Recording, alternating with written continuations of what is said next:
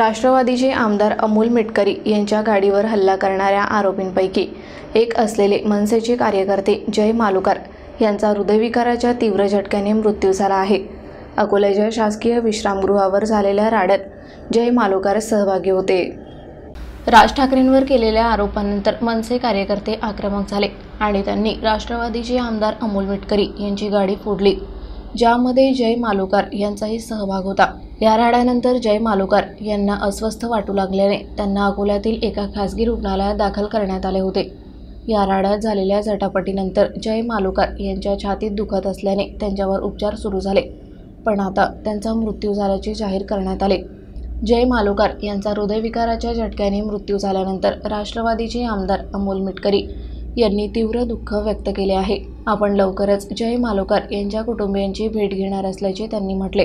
तर कार्यकर्त्यांच्या बळावर राजकारण करू पाहणाऱ्या राज ठाकरे यांनी आता या मृत मनसे सैनिकाच्या कुटुंबियांना भेटायला यावं, असं आवाहनही यावेळी आमदार अमोल मिटकरी यांनी केले।